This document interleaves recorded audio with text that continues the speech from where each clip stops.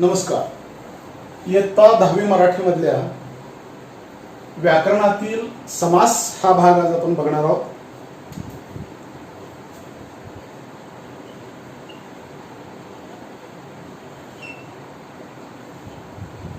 तुम्हाला माहित आहे की कृतीपत्रिकेमध्ये समास आणि शब्दसिद्धी असे 4 मार्काचे व्याकरण तुम्हाला कृतीपत्रिकेत असते. या समासाला 2 मार्क आहेत. या समासाची काही कल्पना यापूर्वी तुम्हाला असेलच, पण आज आपण समास, समासाचे प्रकार, त्याचे उपप्रकार याची माहिती घेणार आहोत, जेणेकरून 10वीचा पेपर देत असताना समासाबद्दल तुमच्या मनात कोणतीही शंका राहणार नाही अशी मी तुम्हाला खात्री देतो.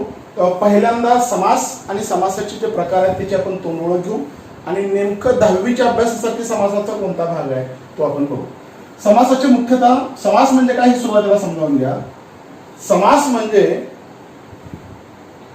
काही शब्द असे असतात बघा, माणूस मूलतः आळशी आहे, तो भाषा वापरताना सुद्धा फार काटकसरीने वापरतो.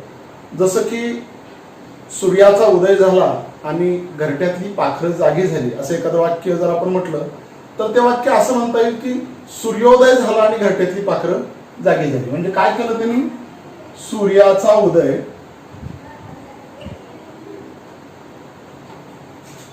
या 2 शब्दाच्या ऐवजी सूर्योदय हा एकच शब्द वापरला. म्हणजे सूर्याचा उदय, या सूर्य आणि उदय या 2 शब्दांना एकत्रीकरण करून या 2 शब्दाचं सूर्योदय नावाचा एक शब्द बनवला.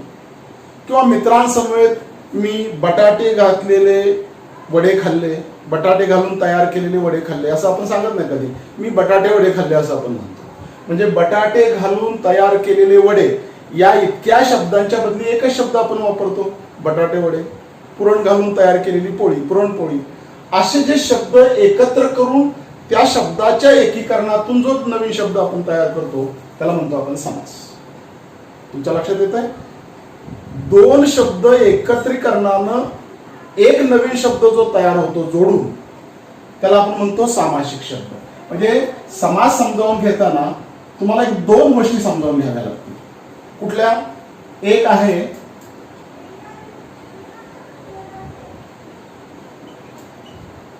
सामासिक शब्द. सामासिक शब्द म्हणजे काय? की 2 शब्दांच्या एकत्रीकरणाने तयार होणारा शब्द. जसं की सूर्याचा उदय, या 2 शब्दातून सूर्योदय हा शब्द तयार झाला. आणि दुसरी संकल्पना आहे विग्रह. विग्रह म्हणजे काय? तर जो सामासिक शब्द आहे त्याची फोड करून सांगण्याची पद्धत, त्याला आपण म्हणतो विग्रह. जसं की सूर्योदय हा सामासिक शब्द झाला आणि सूर्याचा उदय हा त्याचा विग्रह झाला. म्हणजे हा विग्रह आणि हा सामासिक शब्द. सामासिक शब्दाची जी फोड करून सांगण्याची पद्धत आहे त्याला विग्रह म्हणतात आणि 2 शब्द एकत्रीकरणानं जो शब्द तयार होतो त्याला समास म्हणतात. तेव्हा ह्या गोष्टी समजल्या की मग आपल्याला समास आणि समासाचे प्रकार ह्या गोष्टी पाहता येतील. आता बघा समासाचे प्रकार. समासाचे मुख्यतः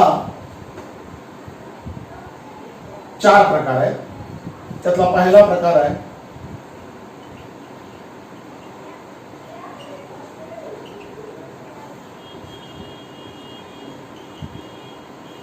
अव्ययभाव समास. या अव्ययभाव समासाचं फार मी प्राथमिक माहिती देतो कारण सगळे 4ही समास तुम्हाला अभ्यासासाठी नाही. त्यातले फक्त 2 समास आणि त्या 2 समासाचे काही उपप्रकार तुमच्या अभ्यासासाठी आहेत. तेव्हा अभ्यासाचा जो भाग आहे त्याच भागावर आपण लक्ष केंद्रित करू, पण 4ही प्रकाराबद्दलची थोडीशी प्राथमिक माहिती आपण घेऊ. हा पहिला प्रकार झाला समासाचा, अव्ययभाव समास. ज्या 2 पदांना एकत्र येऊन सामासिक शब्द बनतो, 2 शब्द एकत्र येऊन सामासिक शब्द बनतो ना, मग त्यातला पहिला शब्द म्हणजे पहिलं पद आणि दुसरा शब्द म्हणजे दुसरं पद.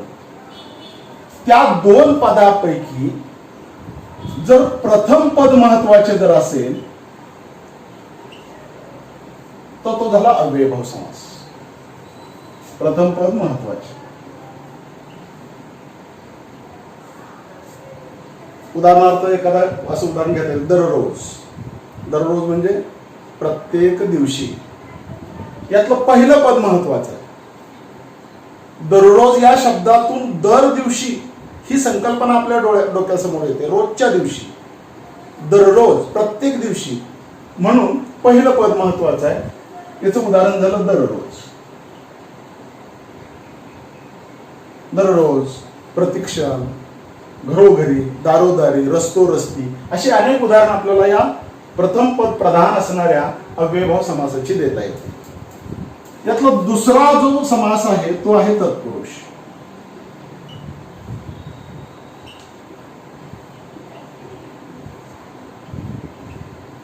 याचं प्रमुख लक्षण काय?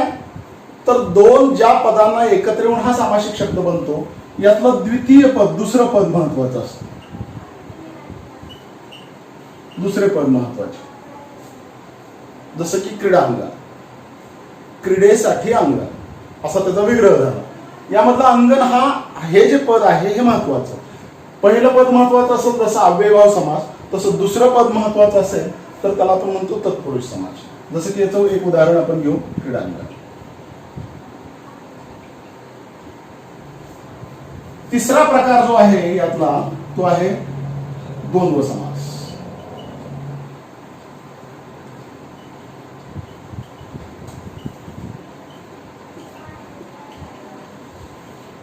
या दोन्ही पद महत्वाचे आहेत.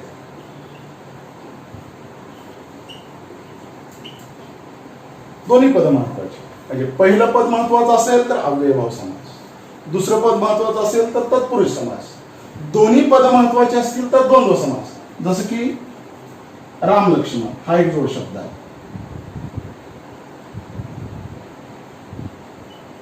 राम आणि लक्ष्मण या दोन पदांना एकत्र येऊन हा राम लक्ष्मण शब्द बनला. म्हणजे दोन शब्द एकत्र आले, दोन पद एकत्र आली आणि यातली दोन्ही पद महत्वाची आहे, म्हणून याला आपण म्हणतो द्वंद्व समास. आणि तिसरा समास जो आहे तो बहुव्रीही समास. या दोन्ही पद महत्वाची नाही, दोन्ही पदे सोडून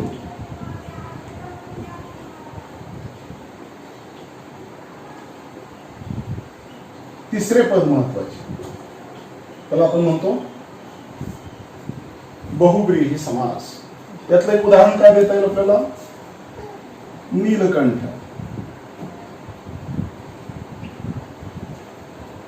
नील आणि कंठ अशी दोन पद एकत्र आली आहेत. पण निळा गळा किंवा निळा कंठ असा याचा अर्थ झाला. पण नीलकंठ निळा गळा याला नाहीत म्हणत. नीलकंठ म्हणजे ज्याचा कंठ निळा आहे असा, तो शंकर, महादेव, यासाठी हा शब्द वापरलेला आहे. म्हणजे यातलं पहिलं पद नील पण महत्वाचं नाही आणि कंठ पण महत्वाचं नाही. ही दोन्ही पद महत्वाची नसून तिसरंच पद, यासाठी जो शंकर आहे, महादेव आहे, ज्या या नावावरून ज्याचा बोध होतो असं तिसरंच पद महत्वाचं असतं, म्हणून याला आपण म्हणतो बहुव्रीही समास. तेव्हा अशी ही प्रमुख चार समासाचे प्रकार आहेत. या समासापैकी बघा आता सहज लक्षात राहण्यासारखी गोष्ट कुठली आहे? पहिलं पद महत्वाचं असेल तर अव्ययभाव समास, दुसरं पद महत्वाचं असेल तर तत्पुरुष समास, दोन्ही पद महत्वाचे असतील तर द्वंद्व समास, आणि दोन्ही पद महत्वाचे नसतील त्याऐवजी तिसरंच पद महत्वाचं आहे असं असेल तर त्याला आपण म्हणतो बहुव्रीही समास. हे चार प्रकारापैकी तुम्हाला 10वीला दोन प्रकार महत्वाचे, हा एक आणि हा दुसरा, तत्पुरुष समास आणि द्वंद्व समास. तत्पुरुष समासाचे जे उपप्रकार आहेत त्यातले 3 प्रकार तुमच्या अभ्यासासाठी आहेत आणि द्वंद्व समास जे आहे त्याचे काही जे प्रकार आहेत त्यापैकी 3 प्रकार तुम्हाला अभ्यासासाठी आहेत. एवढ्या 2च समासाच्या उपप्रकाराबद्दलची माहिती आपण घेणार आहोत आणि आजच्या भागामध्ये फक्त तत्पुरुष समास या एकाच भागाची माहिती घेणार आहोत की ज्याचे 3 उपप्रकार आहेत आणि द्वंद्व समासाची माहिती आपण पुढच्या व्हिडिओमध्ये बघू. आज आपण बघणार आहोत तत्पुरुष समास. तेव्हा आपल्याला तत्पुरुष समास आणि तत्पुरुष समासाचे काही प्रकार अभ्यासासाठी आहेत. तेव्हा आपण बघूया तत्पुरुष समासामध्ये काही प्रकार जे आपल्याला 10वीच्या अभ्यासासाठी आहेत. त्यातला पहिला प्रकार आहे विभक्ती तत्पुरुष समास. विभक्ती तत्पुरुष समास कशाला म्हणतात याची काही लक्षणं आहेत. पहिलं लक्षण आहे, यातलं पहिलं पद जे आहे, पहिले पद नाम किंवा विशेषण असतं. याचं पहिलं वैशिष्ट्य काय सांगता येईल तर विभक्ती तत्पुरुषचं जी दोन पद एकत्र येऊन सामासिक शब्द बनतो किंवा हा विभक्ती तत्पुरुष समासातला शब्द बनतो सामासिक शब्द, त्या दोन पदापैकी पहिलं पद जे असतं ते नाम किंवा विशेषण असतं. जसं की एक उदाहरण घेऊ आपण, सूर्यप्रकाश हा एक सामासिक शब्द आहे. यामध्ये सूर्य आणि प्रकाश अशी दोन पद एकत्र येऊन सूर्यप्रकाश हा शब्द बनलेला आहे. हा विभक्ती तत्पुरुष मधलं उदाहरण मी यासाठी घेतलेलं की तुम्हाला ते समजावं. यातलं सूर्य हे पहिलं पद आहे आणि ते आहे नाम. म्हणजे विभक्ती तत्पुरुष समासातला विभक्ती तत्पुरुष समास सामासिक शब्दाचं लक्षण पहिलं, या समासाचं पहिलं लक्षण काय तर पहिलं पद नाम किंवा विशेषण असतं. आणि दुसरं याचं लक्षण असं सांगता येईल की याचा विग्रह करताना म्हणजे याची फोड करत असताना आपल्याला विभक्तीचे प्रत्यय घालावे लागतात. म्हणजे जसं की उदाहरण, सूर्यप्रकाश या सामासिक शब्दाचा विग्रह काय होईल सूर्याचा प्रकाश, सूर्याचा प्रकाश. यामध्ये चा हा प्रत्यय वापरा, हा षष्ठी विभक्तीचा प्रत्यय आहे, चाचीचे तुम्हाला माहित आहे. म्हणजे या सामासिक शब्दाचा विग्रह करताना या विग्रहामध्ये हा विभक्ती प्रत्यय घालावा लागला, त्यावेळी जो विग्रह झाला. म्हणून या विभक्ती तत्पुरुष समासाचं दुसरं लक्षण काय, विग्रह करताना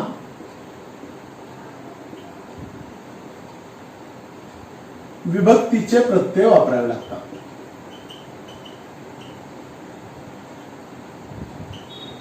हे लक्षण झालं.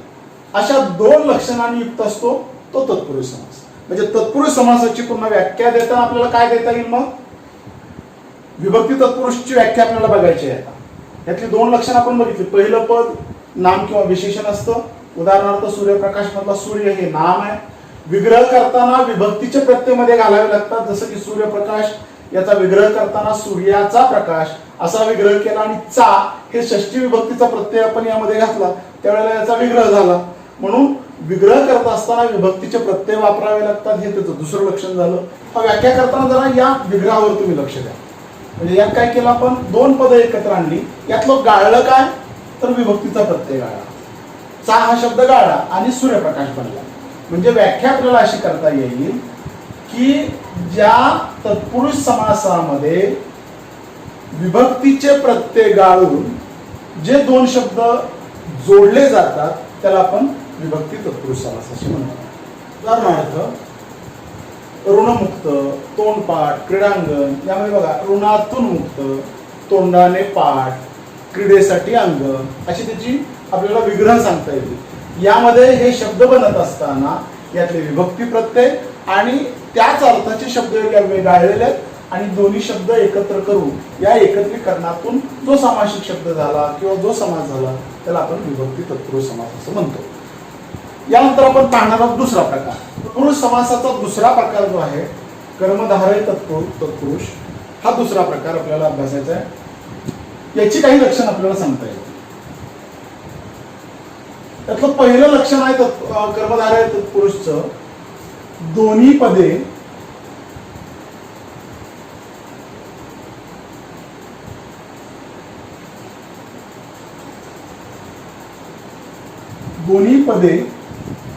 ही एकाच विभक्तीतली असतात.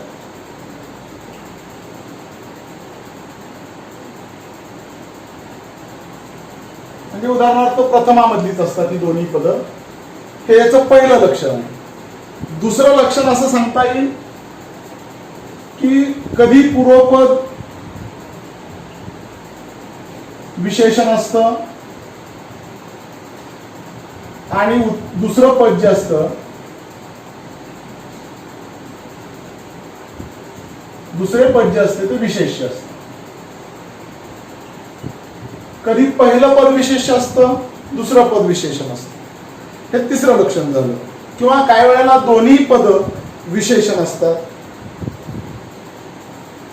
तिसरं लक्षण काय सांगता येईल?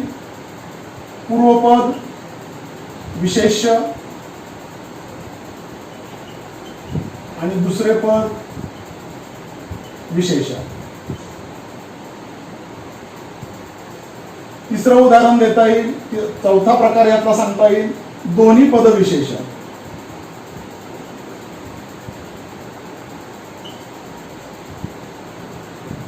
आता बघा, कर्मधारय तत्पुरुषाची काही लक्षणं तुम्हाला सांगतो मी. दोन्ही पद एकाच विभक्तीमध्ये असतात, म्हणजे प्रथमा विभक्तीतली असतात. दुसरं लक्षण आहे यातलं पूर्वपद विशेषण असतं आणि दुसरं पद उत्तर पद म्हणजे त्यानंतरचं जे पद असतं ते विशेष्य असतं. काही वेळेला पूर्वपद विशेष्य असतं आणि दुसरं पद विशेषण असतं. काही वेळेला दोन्हीच्या दोन्ही पद विशेषण असतात. आता उदाहरणार्थ तुम्हाला सांगतो की यामध्ये पहिलं उदाहरण तुम्हाला मी देईन नीलकमल. नीलकमल. आता आपण काही लक्षणं तपासूया. दोन्ही पद एकाच विभक्तीत, म्हणजे नील आणि कमल ही दोन्ही प्रथमा विभक्तीमधलीच दोन्ही पद आहेत. याला कुठलेही प्रत्यय लागलेले नाही, त्यामुळे प्रथमा विभक्तीतली झाली. यातलं हे लक्षण बघा, पूर्वपद विशेषण असतं आणि दुसरे पद विशेष्य असतं. हे नील हे विशेषण आणि कमल हे विशेष्य. म्हणजे कमळाचं वर्णन नील, निळे कमळ, म्हणजे निळ हे विशेषण झालं कमळासाठी वापरलेलं, म्हणून दुसरं पूर्वपद विशेषण आहे आणि दुसरं पद विशेष्य आहे. तिसरं लक्षण बघण्यासाठी आणखी एक उदाहरण तुम्हाला देईन. पूर्वपद विशेष्य आहे आणि दुसरं पद विशेषण आहे. म्हणजे उदाहरणार्थ घननीळ हा एक शब्द आहे. यामध्ये घन आणि नीळ अशी दोन पद आहेत. यामधलं घन नीळ यातलं घन हे विशेष्य आहे आणि नीळ म्हणजे निळा घन हा दुसरा आहे. जे दुसरं पद आहे हे विशेषण आहे. म्हणजे पूर्वपद विशेष्य घन आणि दुसरे पद विशेषण नीळ, किंवा दोन्ही पद विशेषण आहे. जसं की आणखी एक उदाहरण तुम्हाला मी देईन, श्याम सुंदर. श्याम आणि सुंदर अशी दोन पद आहेत. यात श्याम पण विशेषण आहे आणि सुंदर पण विशेषण. लक्षात येतं तुमच्या कर्मधारय तत्पुरुष मध्ये ही चार लक्षणं सांगता येतील आपल्याला. दोन्ही पद एकाच विभक्तीत, पूर्वपद विशेषण दुसरे पद विशेष्य, किंवा पूर्वपद विशेष्य दुसरे पद विशेषण, कधी कधी दोन्हीच्या दोन्ही पद विशेषण. त्यासाठी ही उदाहरणं मी तुम्हाला दिलेली आहेत. नीलकमल म्हणजे आता हे नीलकमल, घन, नीळ, श्याम सुंदर त्या तीनही उदाहरणामध्ये हे पहिलं लक्षण आहे. दोन्ही पद एकाच विभक्ती. नील कमल प्रथमा विभक्तीतली आहे, घन नील श्याम सुंदर सगळी प्रथमा विभक्तीतली पद आहे. त्यामुळे पहिलं लक्षण जे आहे या तिन्ही उदाहरणाला लागू होतं. दुसरं लक्षण पूर्वपद विशेष आणि पूर्वपद विशेषण आणि दुसरं पद विशेष्य, म्हणजे नील हे विशेषण झालं, कमल हे विशेष्य झालं. तिसरं लक्षण बघण्यासाठी आपण हे उदाहरण बघितलं. यामध्ये घन हे विशेषण झालं आणि नीळ घन हे विशेष्य झालं आणि नीळ हे विशेषण झालं. आणि श्याम सुंदर या उदाहरणामध्ये दोन्हीच्या दोन्ही पद विशेषण झालेले आपल्याला दिसतील. याची व्याख्या अशी आपल्याला करता येईल की ज्या तत्पुरुष समासातली दोन्हीही पदे एकाच विभक्तीत म्हणजे प्रथमा विभक्तीत असतात त्या तत्पुरुष समासाला कर्मधारय तत्पुरुष समास असे म्हणतात. उदाहरणार्थ नीलकमल, घननीळ, श्यामसुंदर ही त्याची उदाहरणे. तत्पुरुष समासामध्ये तिसरा प्रकार आहे द्विगु समास. खरं तर हा कर्मधारय समासाचाच एक उपप्रकार मानला जातो. या द्विगु समासाची काही लक्षण आपल्याला सांगता येतील. या द्विगु समासाचं पूर्वपद जे असतं, पूर्वपद म्हणजे पहिलं पद, हे संख्यावाचक विशेषण असतं.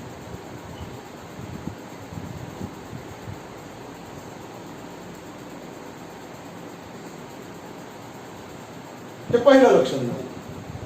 द्विगु समासामध्ये पहिलं लक्षण काय, त्याचं पूर्वपद म्हणजे पहिलं पद जे असतं ते संख्यावाचक विशेषण असतं. दुसरं लक्षण जे आहे की हा समास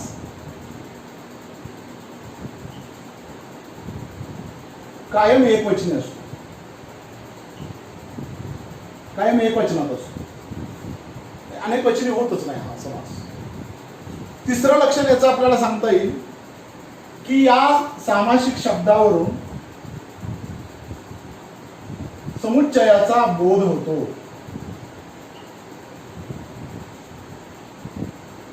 आणि चौथं लक्षण आहे, यामध्ये पहिलं पद विशेषण असतं, म्हणजे पूर्वपद विशेषण, आणि दुसरं पद विशेष्य असतं. उदाहरणार्थ काही उदाहरण आपण घेऊ बघा. नवरात्र हे उदाहरण. यामध्ये नव आणि रात्र अशी दोन पद आहेत. पूर्वपद हे संख्यावाचक विशेषण असतं. नव याचा विग्रह काय? 9 रात्रींचा समूह म्हणजे नवरात्र. नव हा शब्द 9 या संख्यावाचक विशेषणासाठी आलेला आहे.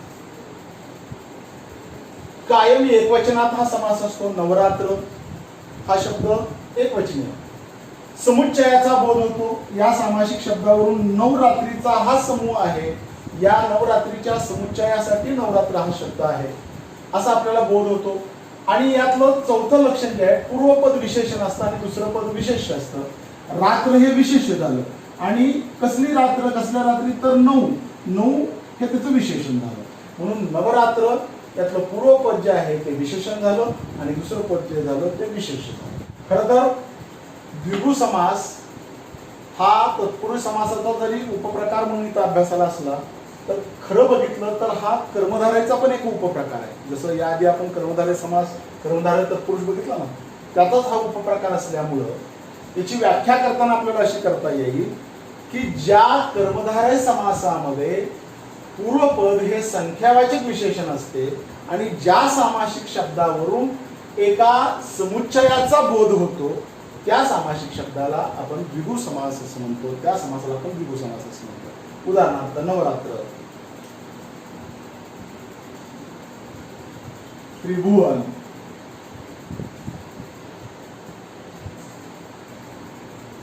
त्रिलोक,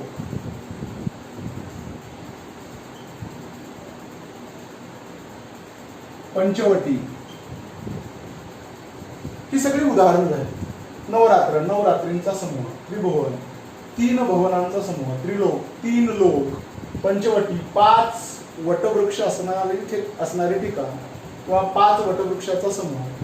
अशा पद्धतीनं याच्या प्रत्येक ठिकाणी हे संख्यावाचक विशेषण येते. हे लक्षात घ्या. हे द्विगु समासाचं लक्षण आहे. तेव्हा तत्पुरुष समासामधल्या 3 उपप्रकारांची माहिती आज आपण घेतली. त्यातला पहिला उपप्रकार होता विभक्ती तत्पुरुष समास, दुसरा उपप्रकार होता कर्मधारय समास आणि तिसरा प्रकार खरं तर कर्मधारयाचाच हा एक उपप्रकार आहे द्विगु समास, की ज्यामध्ये संख्यावाचक विशेषणाचा वापर असतो. त्यामुळे हा द्विगु समास पटकन आपल्याला ओळखता येतो की पूर्वपद हे संख्यावाचक विशेषण असतं, त्यामुळे तो आपल्याला ओळखता येईल. तेव्हा हे तत्पुरुष समासाचे 3 प्रकार तुम्हाला समजले असतील अशी मी अपेक्षा करतो. धन्यवाद. यानंतर मी तुम्हाला गृहपाठ देतो. गृहपाठ नीट समजावून घ्या. प्रश्न काय? खालील सामासिक शब्दांचा विग्रह करून समास ओळखा. 1 क्रीडांगण, 2 गरजावई, 3 पंचपाळ, 4 चंद्रोदय, 5 ऋणमुक्त, 6 सप्ताह, 7 तोंडपाठ, 8 काव्यामृत, 9 पुरुषोत्तम, 10 चौघडी.